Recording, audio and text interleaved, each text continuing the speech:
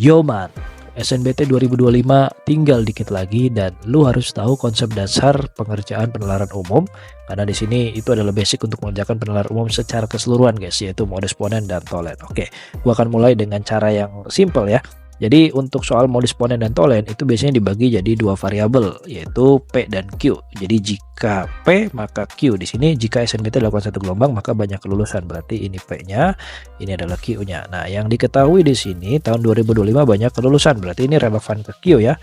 Oke, nah dia mau apa sih kesimpulan ketika yang diketahui adalah Q-nya? Sekilas mungkin orang-orang yang belum pernah melihat soal ini itu bakal jawab SNBT dilakukan satu gelombang ya. Sekilas tuh bakal dijawab ini nih. Tapi yang perlu kalian ketahui, P maka Q itu belum tentu Q maka P. Jadi nggak bisa bekerja seperti itu guys. Nah, kenapa nggak bisa bekerja seperti itu? Gue coba kasih satu analogi yang menurut gue kalimat ini tuh lumayan gampang untuk dipikirkan ya. Jadi jika orang Jakarta maka orang Indonesia. Oke, ini adalah sebuah premisnya dan coba kita kasih kasus dimana misalkan ada anak ya, namanya adalah Andi. Andi ini orang Jakarta. Oke, Andi orang Jakarta. Kesimpulannya apa kalau misalkan Andi orang Jakarta? Nah, di sini kan sama ya, kita baginya P maka Q nih. Ini P-nya, ini Q-nya. Ini Andi orang Jakarta itu relevannya ke P karena sama-sama ngebahas Jakarta nih. Berarti kalau Andi orang Jakarta, jawabannya Andi orang Indonesia. Andi orang Indonesia itu sudah pasti. Kalau dilogikakan di dunia nyata pun ya kalau orang Jakarta pasti orang Indonesia, jawabannya pasti Q gitu.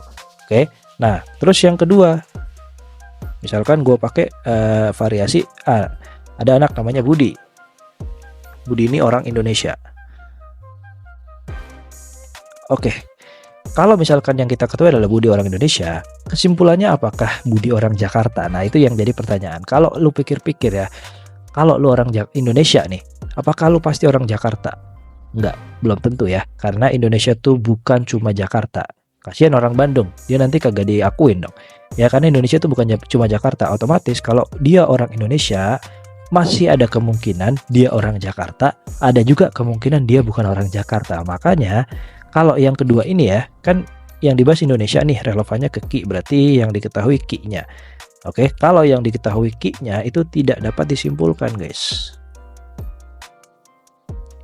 Tidak dapat disimpulkan. Karena tadi ya, orang Indonesia belum tentu orang Jakarta. Oke, jadi P maka Q, Q belum tentu P. Itu membuktikan bahwa analogi ini itu berjalan. Oke, walaupun memang ini sebuah rumus yang sudah pasti, tapi gue coba bahasakan dengan bahasa gue. Nah, terus ada poin ketiga, dimana misalkan ada Reni. Reni ini misalkan gue bikin bukan orang Jakarta. Oke, di sini relevannya Jakarta itu di P ya. Tapi karena ada bukan, namanya kalau di modus ponen tolen itu adalah negasi yang lambangnya seperti ini, seperti gelombang itu. Nah, negasi P. Kira-kira kalau negasi P, apakah jawabannya? Ya, apakah dia juga bukan orang Indonesia? Kalau lu pikir-pikir ya, Reni bukan orang Jakarta. Sebenarnya sama kayak dua. Kalau dia bukan orang Jakarta, dia masih bisa jadi orang Bandung untuk tetap jadi orang Indonesia. Artinya di sini negasi P jawabannya bukan negasi Q, tapi sama-sama tidak dapat disimpulkan. Tidak dapat disimpulkan. Oke, jadi yang ketiga pun dia nggak bisa dipakai nih. Nah, ada satu lagi ya. Misalkan adalah siapa nih? Sinta misalkan. Sinta itu bukan orang Indonesia. Oke, Sinta bukan orang Indo. Dia relevannya adalah Q-nya. Tapi karena ada bukan ya, dia negasi Q.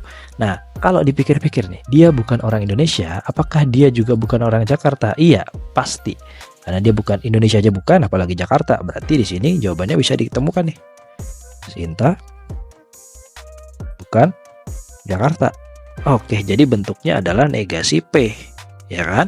Jakarta kan relevannya ke P. Berarti kita bisa simpulkan bahwa poin kedua sama poin ketiga itu kita nggak bisa pakai. Yang bisa kita pakai adalah poin 1 sama poin 4. Yang memuat P maka Q, apabila diketahuinya P, jawabannya Q. Apabila diketahuinya negasi Q, Jawabannya adalah negasi P.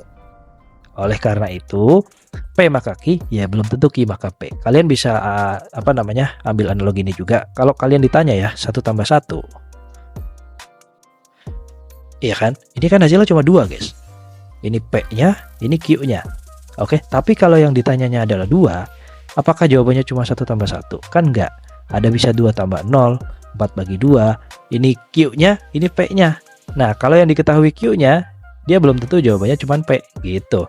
Artinya analogi itu selalu berjalan ya, jadi jangan kebalik-balik. Oke, artinya di sini PQ, terus yang diketahui Q, jangan kita langsung asumsikan bahwa oke, SNBT-nya berlangsung 1 gelombang doang, enggak. Karena itu bukan jawabannya. Justru kalau yang diketahui Q, kita relevan ke nomor 2 tadi yang nggak bisa diambil kesimpulan. Ya, artinya di sini kalau yang diketahuinya adalah Q, ya jawabannya adalah tidak dapat disimpulkan. Oke, jadi jawabannya ini E. Jadi jangan kekecoh ya guys, walaupun di sini kelihatannya gampang, tapi biasanya ini menjebak. Yoman, salam sukses semuanya.